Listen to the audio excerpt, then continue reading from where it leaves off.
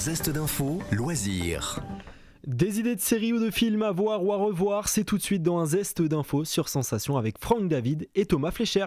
On va parler d'un classique de 75, un classique hollywoodien de 75, sorti en France en février 76, c'est-à-dire Un après-midi de chien, réalisé par Sidney Lumet et que l'on peut voir parfois en télé, mais qu'on peut se procurer en DVD. Alors j'ai l'affiche sous les yeux, il y a marqué en gros Al Pacino, il y a un visage, il y a une rue, il y a des immeubles, ça raconte quoi ? Alors ça raconte en fait, c'est tiré d'un fait divers réel survenu en 72 à Brooklyn, à savoir le braquage d'une banque.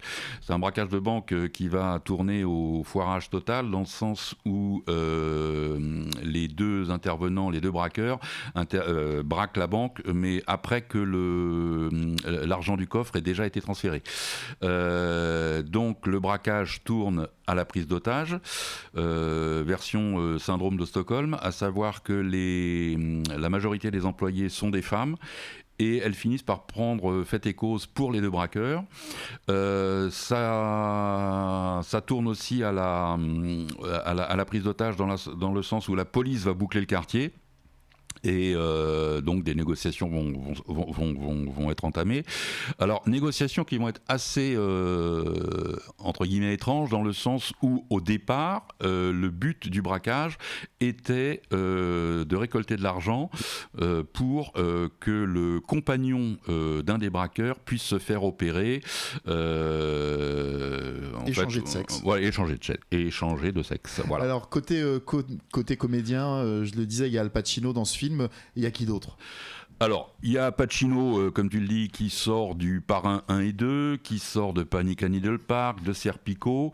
Il est au mieux de sa forme, sachant qu'au départ, il refuse le film. Il refuse de le faire parce qu'il est trop fatigué. Les parrains l'ont exténué. Il n'a pas envie.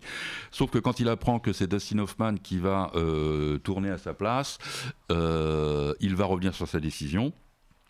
Ce qui l'empêchera pas effectivement d'être hospitalisé quelques jours, parce que pour être parfaitement dans son rôle, toujours le côté, la méthode de l'acteur studio, Monsieur Pacino dormait 2 heures par nuit, mangeait de manière très frugale, se prenait des douches glacées. Au bout d'un moment, ce régime-là, c'est pas toujours bénéfique. Donc il a été hospitalisé, mais bon, il a repris le tournage.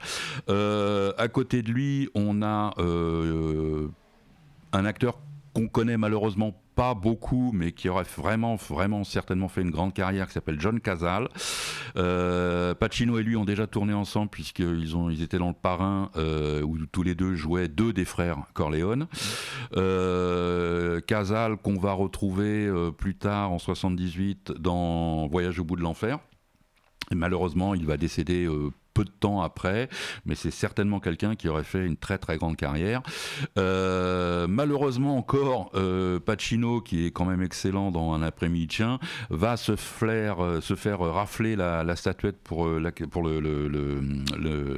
film, pour l'Oscar du meilleur rôle, je vais y arriver, puisque c'est Nicholson qui lui raflera la statuette pour Vol au-dessus de coucou. Et pour en savoir plus, vous pouvez retrouver cette interview sur notre site et notre application Radio Sensation. Un zeste d'infos sur Sensation.